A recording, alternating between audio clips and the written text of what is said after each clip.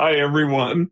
I'm Troy Lambert, the plot dude, and I'm here today with Becca Syme and Roland Denzel, and we're going to talk about, well, specifically, we're going to talk about a writing retreat that we're doing in October, but I'm also just going to interview these guys and ask them some questions about their writing life. I haven't told them what these questions are going to be yet, so they might be a little bit surprised by that. Um, but Becca does it to me all the time, so I feel like it's That fair. is true. Yep, that is fair. I don't think I feel that's like it's fair. absolutely fair. Anyway, so I'm going to start. Also with me is Stacey Smekofske, my Hey, everybody. lovely partner, assistant, uh, Prime I don't know, alibi, all of it. all the things, Print to Pro, which is Stacey and I are now working together with that company. So super fun stuff. Anyway, so we're here and we're going to start this interview by just both of you introduce yourselves just briefly. I'll start with Roland. Tell us a little bit about yourself, what it is that you do in relation to working with authors, and then maybe a little bit about what you're working on right now. Uh, so Roland Denzel, and I help authors with sustainability, both like mental and physical. So I'm a restorative exercise specialist. So I've uh, been trained in posture and alignment, ergonomics, things like that. So I help with a lot We of all that. just sat Why are up you when you laughing? We said all that. just I sat just up don't know. straight. Sit up straight. I'm watching Stacey. She's like, I just went, oh, okay, I'm up. Yes. Watch yourselves. Like, yeah. oh, Yeah, hmm. and I'm also a health coach. So I've been I was trained in precision nutrition, so it's a sports medicine and not sports medicine, but sports and weight loss. So and which kind of goes into the book, my next book. I coach authors, but I also am writing a book called The Author Brain, which is about nutrition and practices that you can do to keep your brain sharp for the rest of your life. I'm assuming that everyone wants to write well into their later years, and you want to keep your brain um, sharp. It's the most important tool you have as a writer, other than your Wow, Mac. Oh, yeah, that's true. Other than your wow. back, is that what Your you said? Mac, your Mac. Your Everyone thinks their Mac. Mac is the most important Your thing. Oh, Mac. you're Mac. You can't, yeah, you can't Yes. write if you don't have a Mac. Yeah. I mean, you're not even a true artist if you don't have a Mac, right? Oh, I That's mean, right. please. is That made me laugh so bad because I actually thought you said back, and I was like, "That's true, actually." I did too. I'm I thought you sure. said Well, Yeah. neck.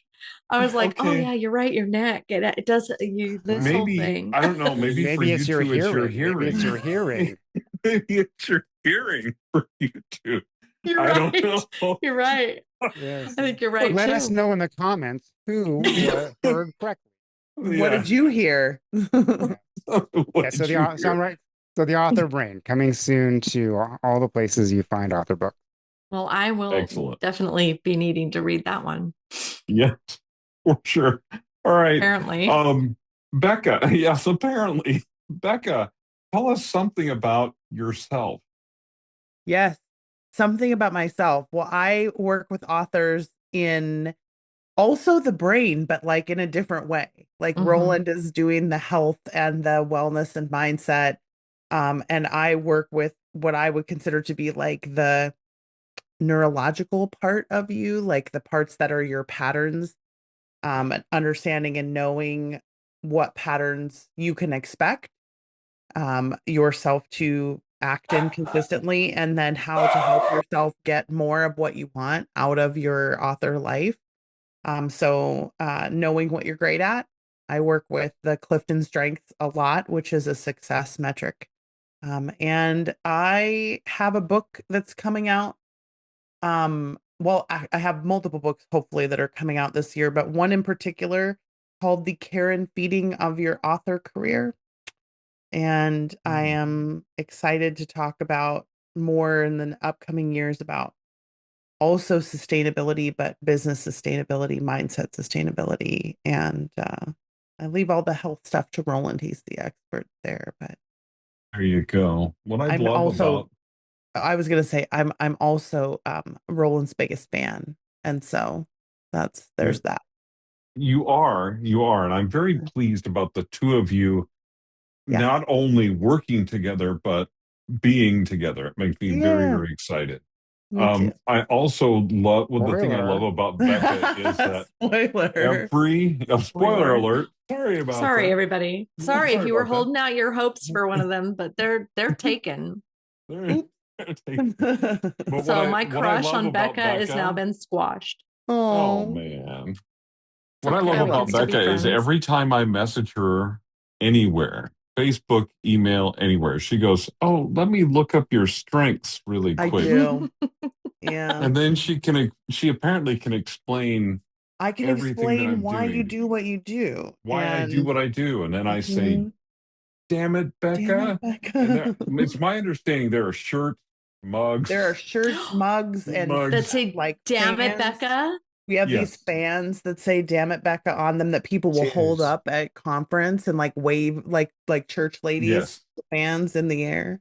Oh, I am getting me I'll bring one. some when we That go is to the writing exciting. I retreat. hear there are some Dammit Becca tattoos out there. There are "Dammit Becca" tattoos, and Oh, don't tell anybody this because there aren't any more, but there were M&Ms. We had "Dammit Becca" M&Ms. Oh that's my right. We might had have to get some gosh. more of those before October I might see if somehow. we have some left, if I can bring those to California. So we'll have to see. Oh, that would be fantastic.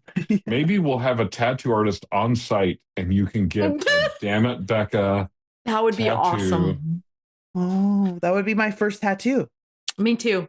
Oh, it would be your first tattoo. I do not have a tattoo anywhere. Roland, do you have tattoos? I do. He does. Yeah. Do you have a damn it tattoo? Do you have No. a damn it, Becca? Not that she knows about. Not that she knows of yet. I haven't seen her in a couple weeks. So Yeah, you haven't seen her in a Oh, that's couple she doesn't know funny. what I've been doing in my And we day in my cannot off see the time. back of your head on this. Oh, it's a lower back thing. Oh, like that's why I'm a sitting- that's why butterfly. One of That's those. why I'm sitting upright. Yeah. One of Roland has a those. tramp Too stamp now tender. that says "Damn it" back on it.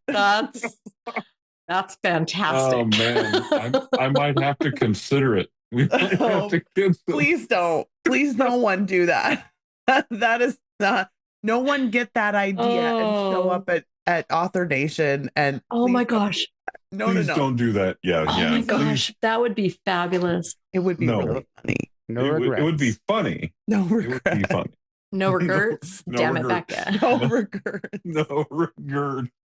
Yes, That for is sure. funny. So Okay. yeah, that's exciting. So you guys will be both of you will be at Author Nation this year, right? Yes. Correct. Mhm. Fan All right. freaking tastic. I'm We can see him excited. October and November. That's Yeah. fantastic. And I will see Twice in Stacey October. twice in October. Yeah, You'll Troy, see me you're too. yeah, I'm you're looking We're invited, forward to doing Troy. that. Oh, good. Yeah. Unless I We're keep doing you an out. event in Boise that is Yeah. bigger, like a BFA event, and then we're doing y'all's retreat, which I'm very Little excited for. Yeah, me miniature too. writing retreat, which Very so, intimate. yeah, extremely intimate. So have you guys just did a trip to Germany. Have you done writing retreats Oh. before, or you've done mostly conferences, or Yeah, What do you- we've done. Well, I assume Roland has because he's told me about them, the ones that he's been on before, but I have as well, and they are my favorite. Like, I love conferences; they're amazing, and conferences are great if you want to like imbibe a whole bunch of information from a lot of different people. But I love writing retreats like this. I was so excited when you guys asked us to do this because there's something so special about being in a like a house with several people and just writing and thinking about writing and being inspired by that. So, Roland, what Mhm. about you? You've done many of these, right? Yeah, I've done some that are like organized, some that are just like a Mhm. bunch of us got together and went to a friend's cabin. Mhm. And then a couple singular, like where it's just me. Like I got an Airbnb. Oh yeah. Yeah, at a place in the mountains by a That's- creek. And yeah, wrote. So We have a yeah, so I've client done all that's doing sorts. that right now, don't we? That he Mhm. didn't he Ray He's go doing out? revisions actually right Yeah. now at his retreat. But yeah, I We have a- love those because we have some great places around here, and I've done those crazy bet. 10,000 word days when you're on a retreat and just do nothing but write all day long. It's fantastic. You got no kids, no dogs, no. In fact, that's one of the rules. No dogs. Sorry. I would love to bring my I'm dog so to the glad. retreat. No. But You heard mine.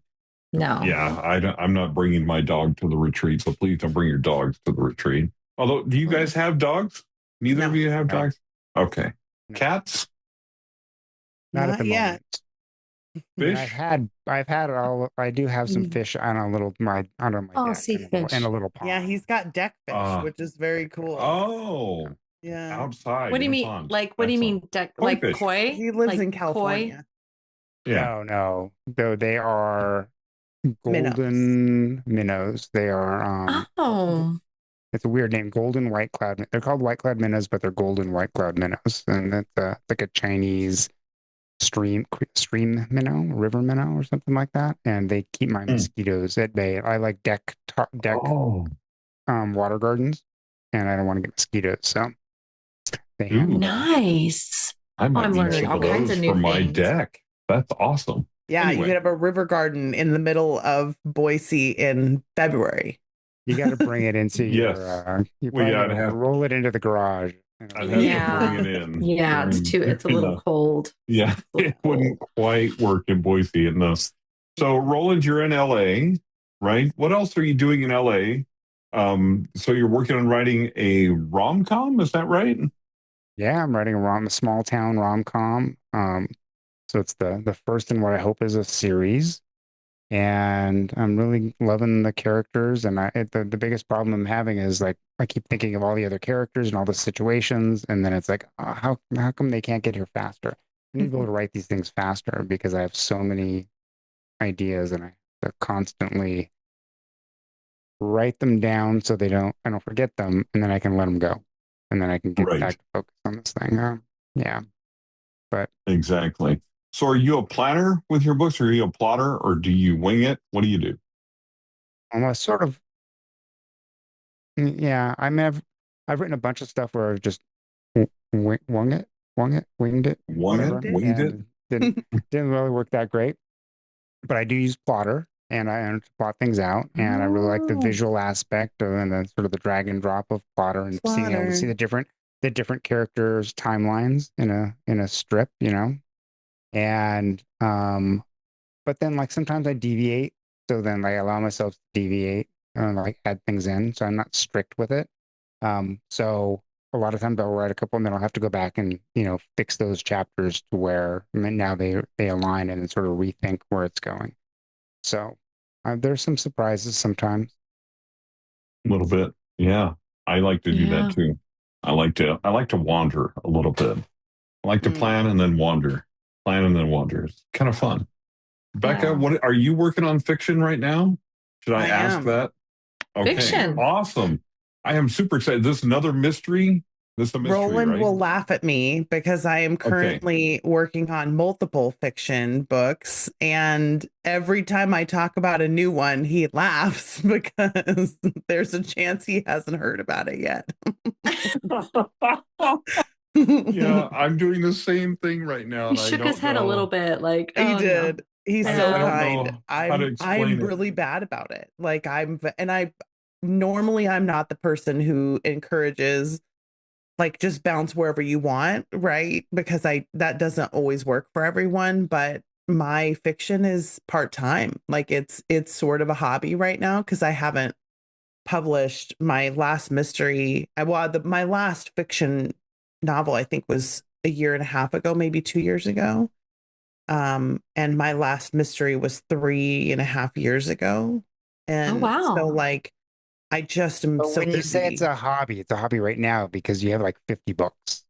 Yeah, I have like 65, I think, total books that are fiction, but it's a hobby now. I used to be a full-time author, but like it's a hobby now because I write nonfiction and coach authors so much.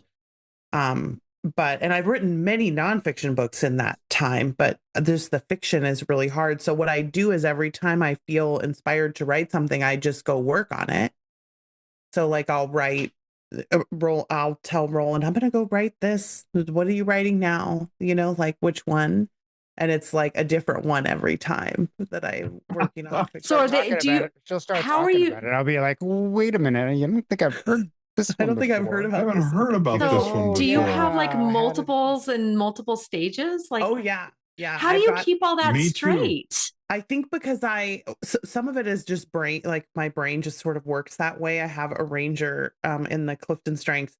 And so my brain just Okay. kind of shifts between projects all the time. And it's a little bit like almost like when a record picks up and puts down, right? It's like the old Mhm. record is just on the other turntable. And so the new record just goes down. But I also do I do a different process for every genre that I write. So like the cozy fantasy that I'm working on is very heavily plotted, like within an inch of its life, heavily plotted. And weirdly, I pants my mysteries. Like I don't plot Oh. anything for my mysteries. I just pants them. And then have to cut back because I make them too complicated and they're 95,000 words long and I need them to be 60.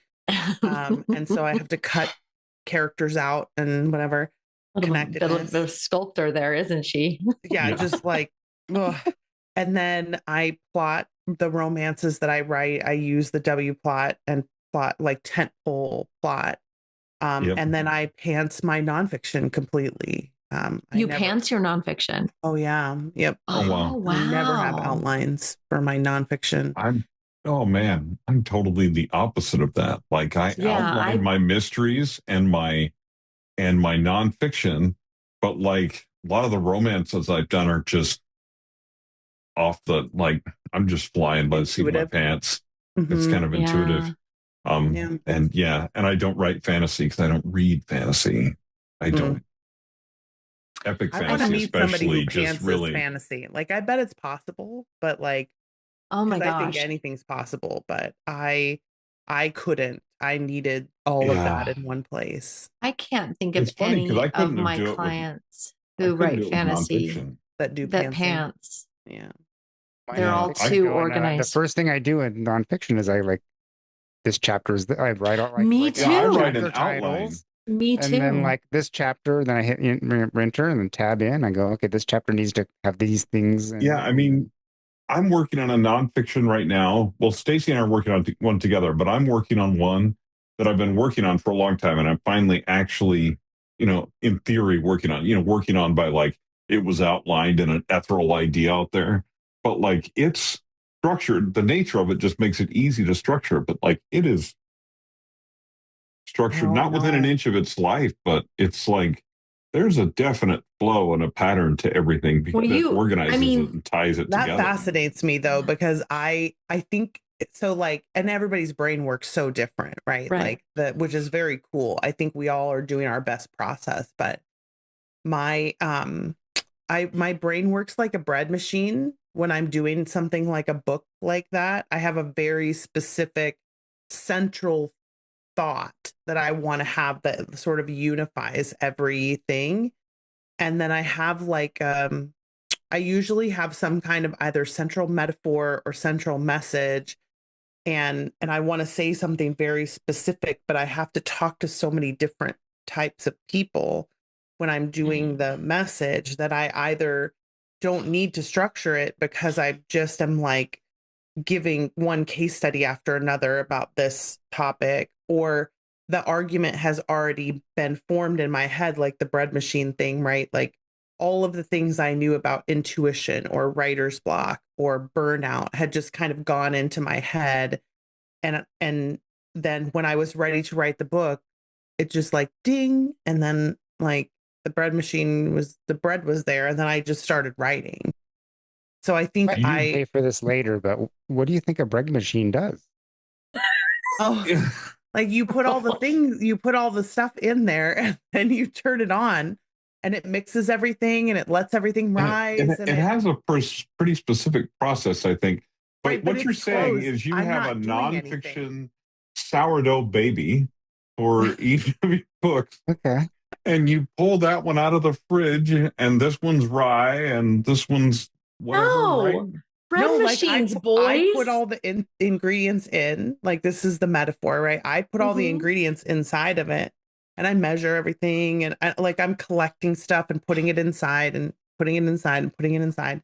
And then I just walk away from it and let it do its job in there. Like it's just in there moving stuff Percolates. around and it's like mixing and rising and then it The yeast rests is a little bit and activating. yeah, the yeast activates and then I come back and it goes ding and then I sit down and write and then I can make a sandwich with the bread. I think that's amazing that your brain works like that. That just I think fascinates that's amazing too, because I like I'm my too- eye I- closed just a little bit.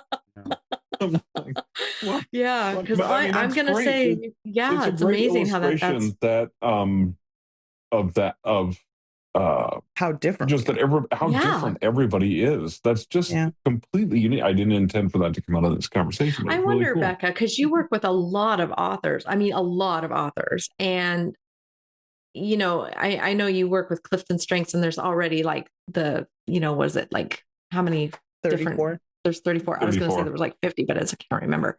And so there's that many people like that could have that many different, leading strength, right? But I mean, there's so many variables and varieties of people.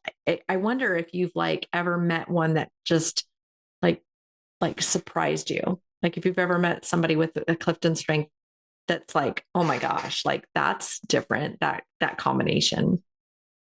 Every once in a while I'll meet somebody who's like, I don't coach a lot of authors who are this way, but I've also coached a lot outside of the author industry. So like almost everybody I have coached before. There are some combos because of course Clifton strengths, there are 34 of them. Right. And you can have strengths that are opposite of each other. So like you could, whereas I think like when we think of introvert and extrovert, which are the typical things people think of on a continuum, you're like, somebody will say, well, I'm both. And everybody's like, you can't be both. You have to be one or the other. And it's like, no, you can be completely opposite personality traits that seem like they shouldn't be able to appear in the same person at the same time. You can be completely analytical and completely empathetic. Like you can be completely like the closed down sort of introverted relator strength, right? And you can also be woo, which is like the everybody's my friend person. So I've just seen, I think, every combo over the course of my career. And so humans generally don't surprise me. The only time humans surprise me is when they are unhealthy. Like, because you can have a strength that will basically work in almost exactly the same way every time you see it in a person, mostly. Like they're pretty predictable. But when people are like not healthy or like they have like a really negative motivation, and I don't mean like they're a negative person. You can be a negative person and be fine, but like they have a self, anyway, unhealthy is the word that I will use. That always surprises me because I just haven't seen enough of it to know what the patterns are, but it also doesn't feel great to be around. So You say it's like they haven't cleaned their bread machine since they used it last. Yeah, they just got some leftover old so stuff. Cute. They got some leftover dough in there. Well, like the bread machine is a perfect bread example. Machine and your author business. I mean, yes, like that, but that's sort of what I do, right? Is like people will say things like, I go on social media every once in a while and I'll see somebody post something like, the one stalwart rule that we should all live by, don't edit as you go, right? And I'm like, hang on a second though. Like bread machine writers should absolutely edit as they write, because if they try to fast draft and then edit that whole thing that they've just put on page, it'll take them 10 years to do it. Whereas if you just let them cook these little pieces, like scenes or whatever, cook the plot or characters or whatever, and then let them put it out on the page after they're already done cooking it, it helps them to shorten the editing process and write the book faster. But that's not a more common version of the writer brain. And so a lot of people who are that way feel like they shouldn't be, especially when we have these rules, like don't edit you can't edit a blank page or don't edit as you go. And I'm like, well, yeah, if it's not working for you, I get that, why we say that. But also it works for a lot of people to be that kind of bread cooker, and to let it percolate and don't try to force it, because then it's going to be like your editing happens in your head and not on the page. So like let yourself be that way, basically, right?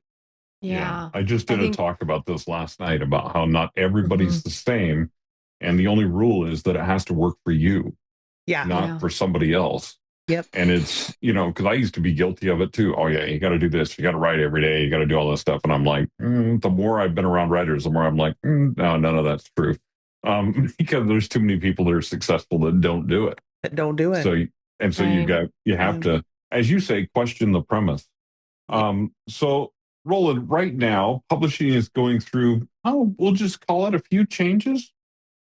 There's a little bit of stuff going on. What do you think is the biggest disruptor in publishing right now that makes it difficult for writers to remain mentally healthy, to keep themselves mentally healthy? Good question. Can we talk about the world events?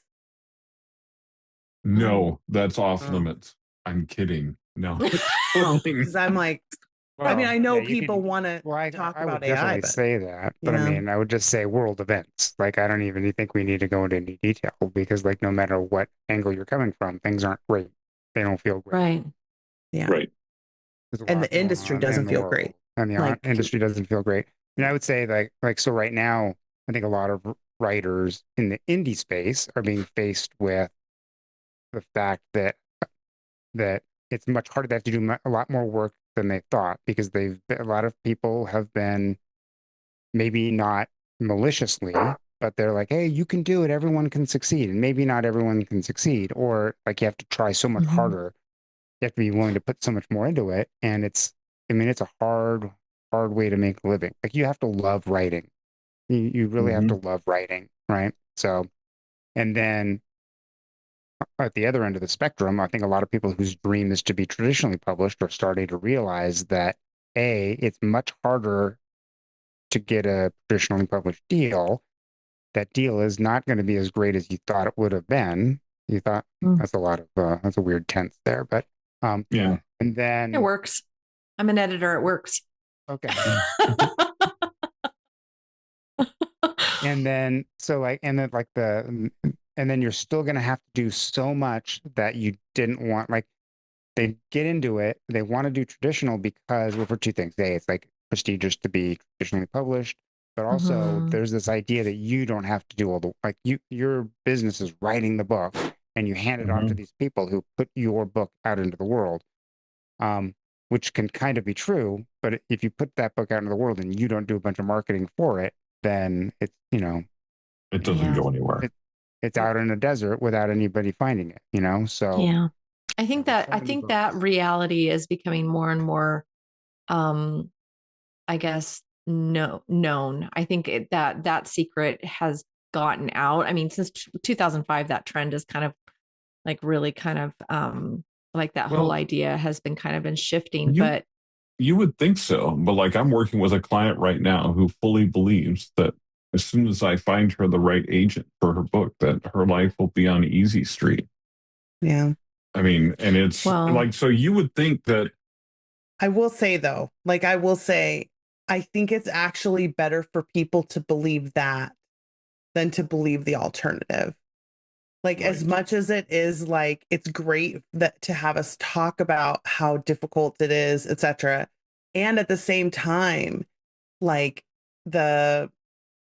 and not talking about New York, because that's kind of a little bit of a different story in terms of like, I don't know how I would encourage people right now. I still think I would encourage them to think that it's possible, right? Because it's like you don't know that it isn't possible. Yeah. And you don't want to Troy, squash their like, dreams. yeah, like you don't want to crush your dream in case you're the person that it works for, right? It's Right. almost like you want to allow yourself to have that. Yeah, it might be less possible that it would happen, but it's always been less possible. Also, like it's always been difficult. It's always been really hard. It's always been hard. This is why I say like I hesitate every once in a while in talking about how difficult it is to make money in publishing, specifically because um, for so many people, luck and timing is the primary differentiator, right? It's like we can have hard work and talent, and if we don't have luck and timing, that's the differentiator. But you can't predict either of those things. And so for me, Kerry Washington had this great thing once where she was like, if I pray for the bus, which is like the luck part, if I pray for the bus and then the bus shows up and I don't run for the bus, then I'm not going to catch the bus. Right. So like every single day I run for the bus. And if the bus is there, then great. And if it's not, then I'll run for the bus tomorrow. And I kind of feel like that for myself in terms of like, there's always people taking off. There's always people selling more than they were. There's always, even when royalties go down, there still are people royalties are going up for. Exactly. And for me, it's less of a like, if your expectations are tied to your mortgage, that's different. Like if you're waiting for your royalties to go up and you're accruing debt because you think that your royalties could go up at any minute, think of this more like a lottery and less like a, like a gumball machine. Like you almost have to be like, if I'm going to let my mortgage be paid by this, I have to have a different relationship with the market. And I better know that I can do this pretty consistently. But there's no reason not to buy lottery tickets in this, like in this particular industry, because there's always people whose lottery tickets are cashing in, and there is no amount of failure you can have as an author that will guarantee that you will never take off. So like there's always a possibility that you could learn the thing and then have the luck and timing be the thing, and then that you could be the person making the money. So I do want to encourage people, like there's always a reason to believe that it could happen for you, no matter how much it hasn't. That's why I always tie to those two things, the luck, the timing, and then the resilience to stick it out, because it really is about resilience. And putting yourself in that position. Exactly. I obviously, I love that perspective that you have of questioning the premise of failure is kind of what of like assumed failure, right? Of assumed failure. Yeah, I agree. Right. I like it. That's fantastic. So for you, go ahead, agree, Roland. But I don't. I was going to say Roland's got another perspective and I want to hear it. So I think that you should keep in mind that you could make it, right? Right. But you have to love the writing, right? But I think that too many authors decide that being an author is their business before they're ready to have it be a business. So I think that they would succeed more if their mentality was that this is a hobby that I love. Because think of all the hobbies that you have. Like people spend hundreds or thousands of dollars on their hobbies with no expectation of getting that money back. Yes. Right. If I could have some fancy mountain bike, I'm never going to make that money back. I want to write, better. Right. So, but in the author community, a lot of people are sort of, oh, you have to treat this like a business. You have to treat this like a business. So then they're like, oh, okay, well, then what's my budget? And now I can't afford to do this. I can't afford to add, I can't afford a book cover. But if you think of it as your hobby and oh man, look at this, I made this great book and I paid for this great cover and I got the editing and I'm really proud of this thing. Like, it's similar to like, oh, I made a painting or I took a pottery class and I like trained and trained and trained. Or I learned some song, or I bought a new guitar. Like, you're never going to make that guitar money back, buddy. Right. Because it's your hobby. Skiing. I agree. Now. You're never going to make that guitar money back. I tell wives my tattoo. But that's what I was going to ask you. When do you shift? Well, I don't know, but because you're willing to spend this money on your hobby, you're increasing your odds of success because you're putting out a better I product. agree. Right. You're taking classes, learning how to write, you're spending the money, you're taking maybe some vacation time to go take a class, all sorts of different things like that. And if you do decide to indie publish, you're putting out a product that's more likely to get good reviews because it's been better edited, it has a better cover, it's attracting the right audience. You have more, so like maybe you're not going to make your money back, right? But the better the product is, the more likely you are to do it. So, Yeah. but Yeah. but at the beginning level, it's really hard to make your money back until you have I agree with a that. bunch of books. So that's one way. And also like not to let yourself down all the time. That's a great Yeah. mentality, because I tell people about that all the time. Like, if your husband or spouse or whatever is like, are you making any money off that writing thing yet? Just go, well, you making any money off that golf thing yet? You Yeah. got clubs. You're not even on the Pro-Am tour, man. I mean, you've been golfing for years. We took vacations so you could golf. You know, Right. you Roland go pay has a greens little- fees. Roland You has a know. little whiteboard on his refrigerator that says part-time author, full-time creative. And every time I walk past that, I think like I wish more authors would adopt that mentality. I think we're both trying to get people to the same place, which is the Right. belief that you don't have to take off in order to be doing it well or to be doing it right. Like it doesn't have to yield quickly in order to be doing it well.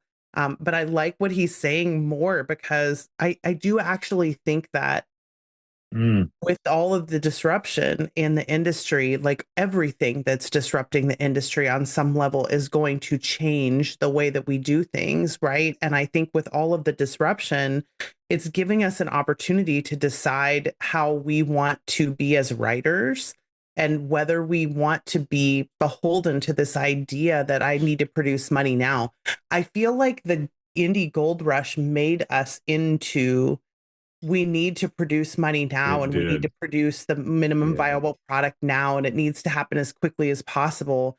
And the shift away from that, I'm hoping will be more like we have this phrase in the BFA, author for life, right? Which is like, I want to be writing my whole life. I may or may not do it in and out of being full time sometimes, and I may make money at it or not, but like I love it and I'm going to do it and I want to do it my whole lifetime. And I feel like that's part of why we do things like this or why we go to author Nate, like why I go to little retreats like this or why we hold events is like, I just want to be with and around writers. I want to be with people who love writing no matter how they do it, right? Like whether they're full-time or part-time, or I just like talking to people who love books and I want to write better books. Me too. You know? Me too. I love that.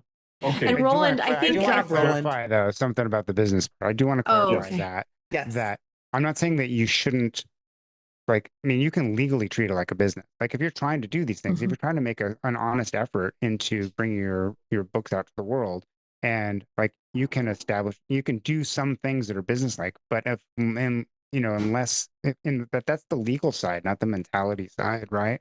Right. So it's the way with you can handle your taxes and things like that, because that can give you an advantage that's going to help you be able to spend more doing it. But just like the IRS eventually will say, well, if you're in a loss too many years, maybe it's a hobby, right? Right. But I would say that Roland, you make a really great point though. I think ultimately what you said actually, I mean, like that's my bread and butter, right? Is the business side of this thing.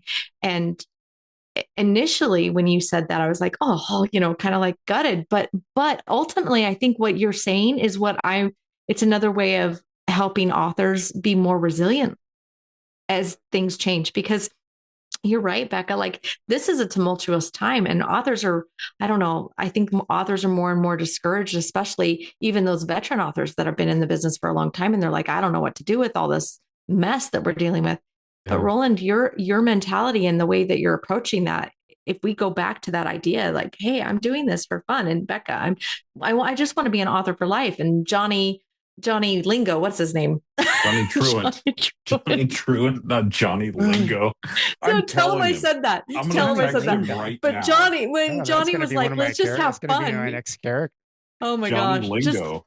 Just tell him. Great. Just tell him Is that Johnny we're Lingo like, a real person, or yeah, am no, I Johnny Lingo is like You're thinking of Johnny Ringo. Right? Ringo? There we go. Johnny there's a character Ringo. already out there called Johnny Lingo, and I will tell you guys about it later. But John, I can remember his last name, Truant. But you know, Johnny Truant, when he was on our podcast a couple months ago, he was talking about like it would be nice if we could all just go back to being where writing was fun. Right. And Yeah. it's such a good point to have. And Becca, you're right. Like being able to get together with other writers and just kind of like feel that camaraderie and feel that unification and that feeling of like and vibe off of each other so that we can like go, yeah, we can do this and get excited again. I think that that's important. I think that's probably one of the reasons why going to these places are so important. And they're just so beneficial to you as an author and your business. Okay. So, Becca, I'm going to put you on the spot. Mm-hmm. If there was one premise that you would tell authors to question right now, you can only pick one. What is it? That's scary.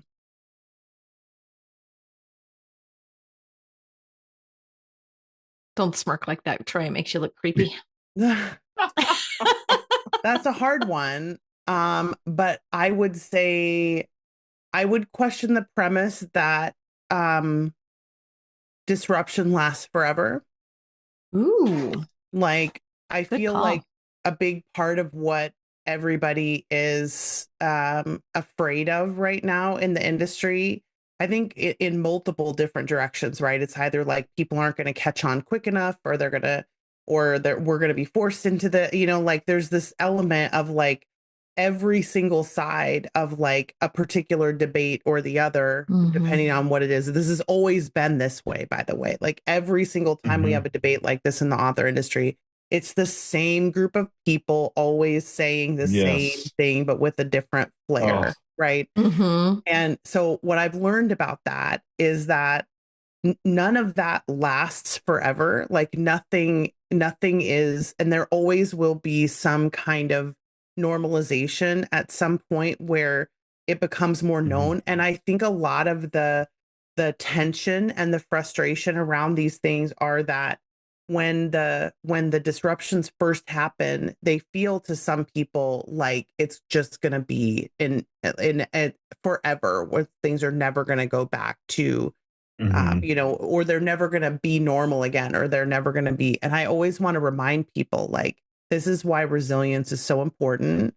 We have to learn how to get through things that change us and make transitions happen as quickly and easily as possible into whatever we're going to do. And like a lot of us just need to write the book and stop being on social media. And so much of it would help.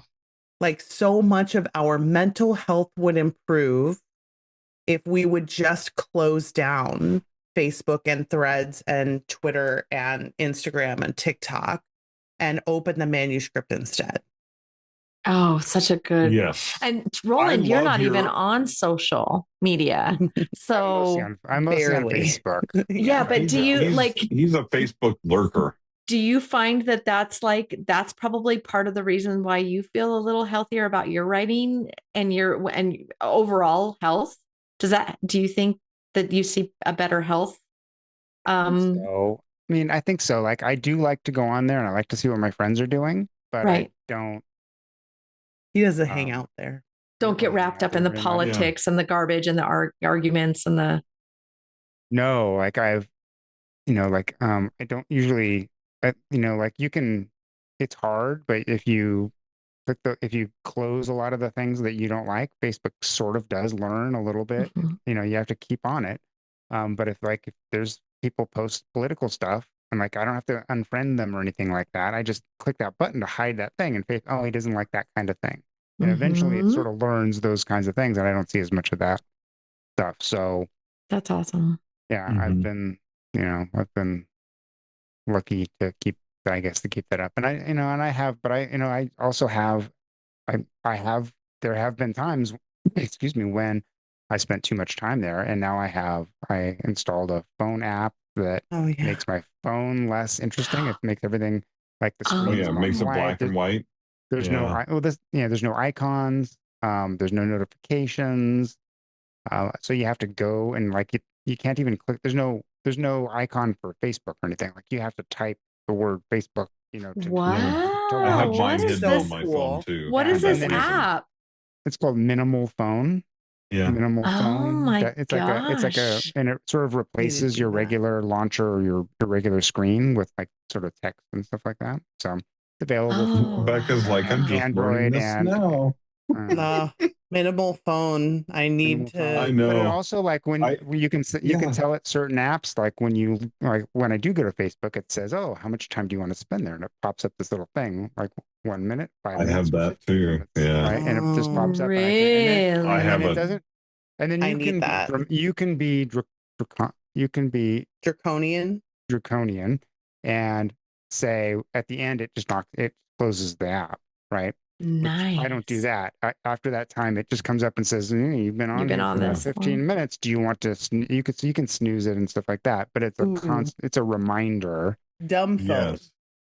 Oh, that's like Dumb it, but phone. that's not it. But it's another one. Yeah, It doesn't have mine is. minimal phone. You have the other store. Are you I in have an Android. Android world? Oh yeah. Yeah, He Yeah. is, yeah. But yeah, they say no, and I minimal have phone. the They have it on. They say they have it on Apple, but minimalist it's phone. interesting though that like I have a similar thing that it has a timer. You have to talk, Oh, Becca. I can't see. Oh, Oh, minimalist launcher. minimalist launcher. That's what it says. Let's see it. Yeah. Yeah, that looks like it. That's it. Oh, okay. Oh, that is that amazing. is excellent. That's better than I mean, I have timers set on mine. I have a lot of my social media icons are hidden. They're not actually on my phone. You have to go find them. You just remove it from your desktop.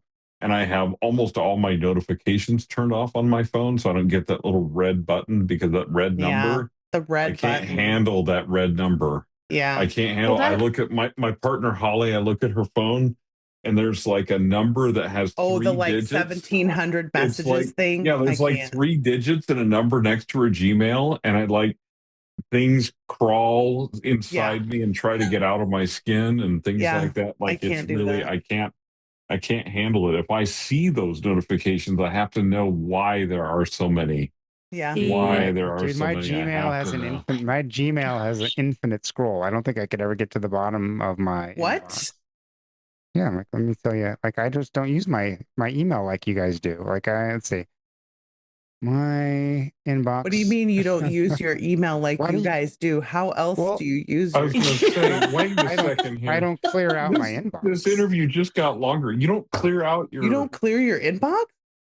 No, it just scrolls down. Like I address the things I need to do. I like star the things I need to be starred. Guess how many... I guess forget. You leave them unread? You leave a bunch unread? If I don't... Yeah, if they're not good ones to read. So I forget that he has high adaptability. So many adaptability people. Oh, here goes Becca on the strength. Here we go. It's too much work to make them go away. Guess how many inbox. Guess the number on my. No, I don't want to know. It's got to be. It's got to be like 100. It's got to be like 120,000. It's got to be like a big number. It's not that bad. It's only 4,000. 40. It's somewhere in between. It's how many? It's 5 digits. What? Yeah, it's going to be like 40 or 50,000 because I get 24,000. 24,000. Yeah. I'm not okay. But I mean, I'm not okay a lot either. of them, that's okay. A lot of them are old. Then why do you still have them? Why do you keep them? It's okay. Does it take to delete? It takes a lot of extra clicks to delete them. It's okay. They're just some of them are just old. Mark all is red. It's oh. I love you. I love you so much, Roland. That makes me makes me so happy. Oh, Troy, you mean that number is the ones that are unread? Oh, you didn't. Yes. What? Roland. How do I see how many I? Hang on. 44,958 in my inbox. Okay. What? Yeah, that's not all the ones in there. That's just the ones you haven't read. That's not. It's cool. It's okay, guys. Some of them are Does just that- old. Oh no, does that Okay. count the ones in my promotions tab? Do those all count as No, inbox? that's just your inbox. Do you So is not that clear out your updates? promotions or your social tab? It is so glad. I'm so glad I don't I'm never have gonna. an I'm ice never pick gonna on clear my out the desk because I social would tab. shove it Like, in why my would I eye. barely even go in the social tab. I It's clear out notification. every tab every day. Okay, now my Roland, goal is a zero inbox.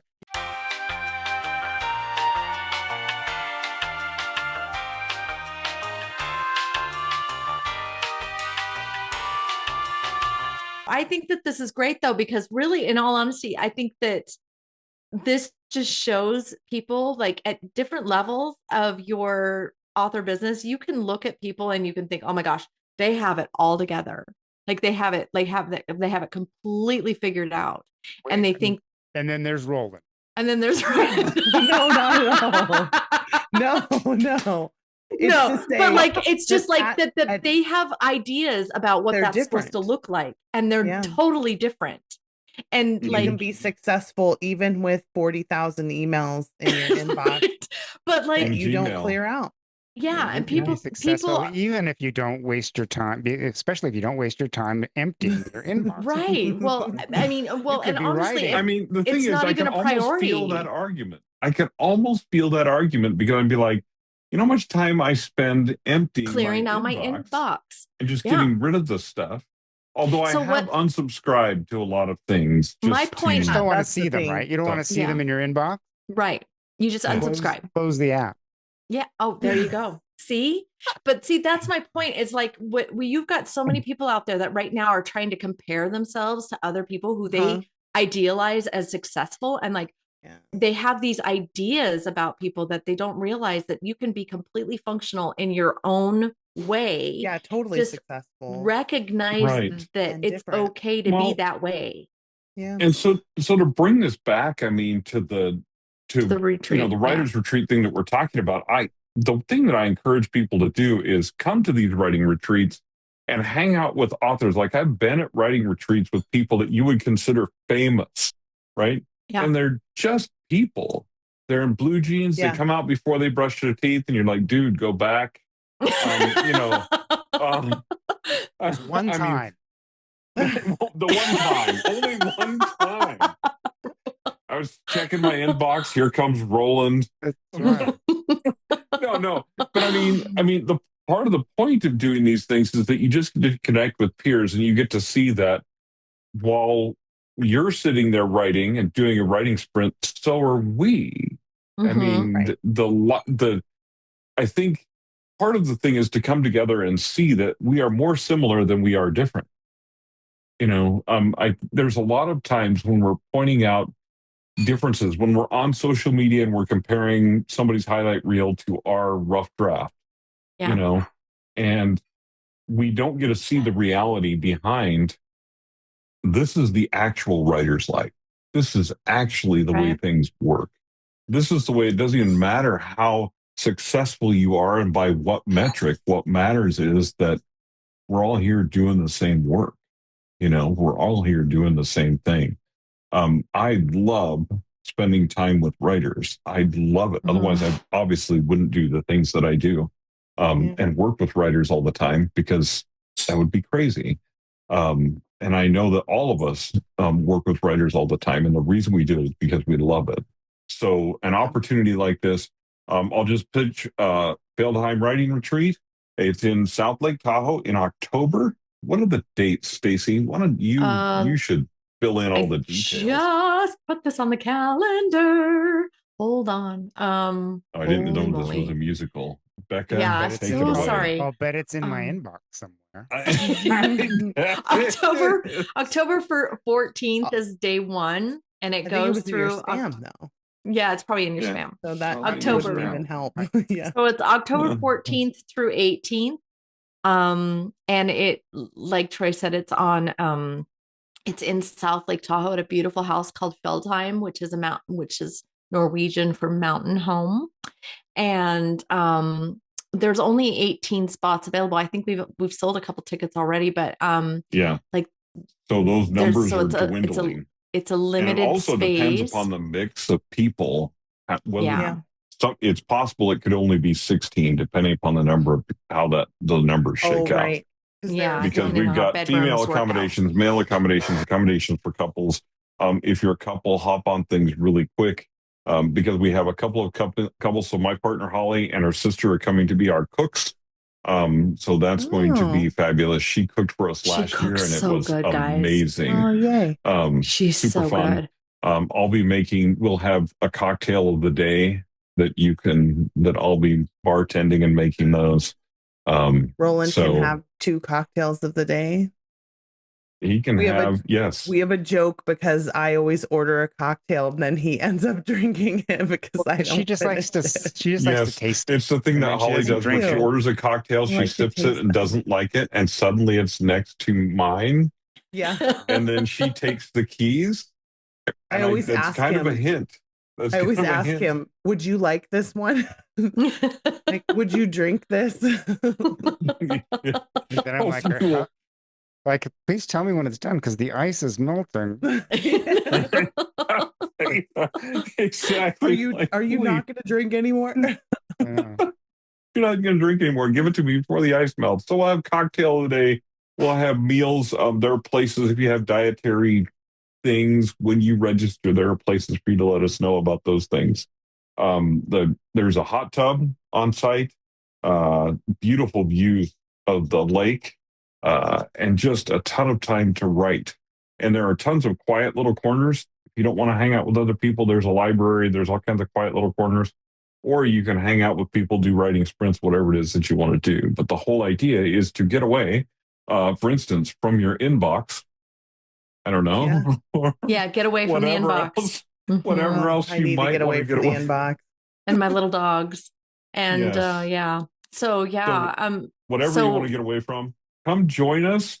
Becca will have a day, Roland will have a day, and I will have a day. We also have Stacey and Nick Nelson, who is the primary guy at Wordsmith Writing Coaches, that'll be available too, is just 2 editors. You can trap them, pick our brains, and pick their brains. Preferably be nice about the trapping, but you can do that.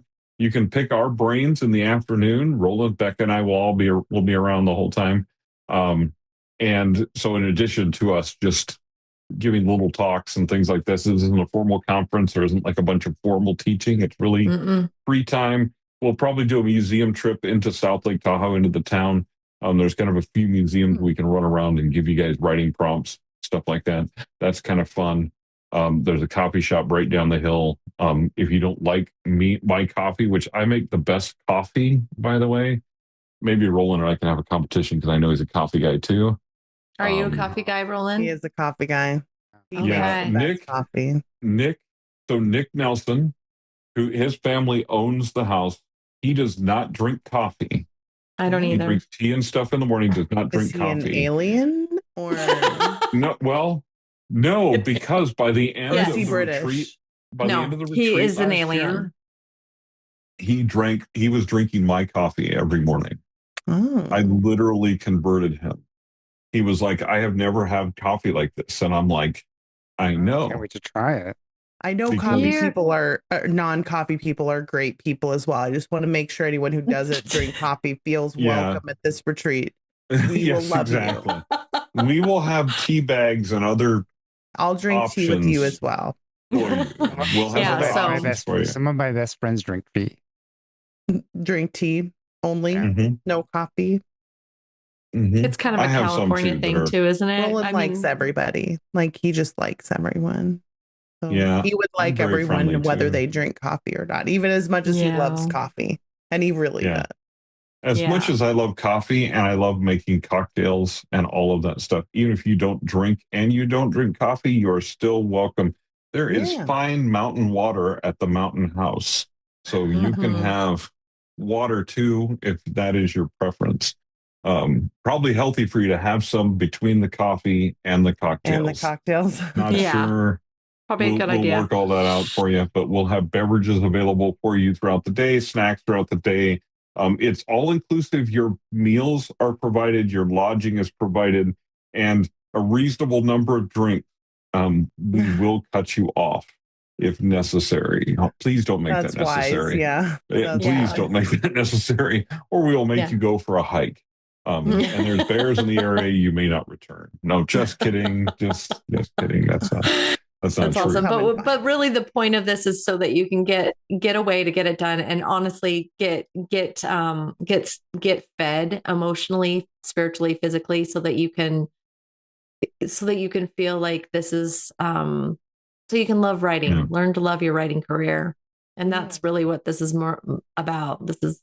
So Becca, especially today. You going to bring a book to write on? A fiction book to write? I'll probably bring many. Like you know what? One over 50. This is actually funny because my, when I saw the name of the retreat center that we're going to, my cozy fantasy, because I'm Norwegian, one of my ancestries is Norwegian. My cozy fantasy is based on not Norwegian mythology, but actual like Norwegian culture, like Norwegian culture.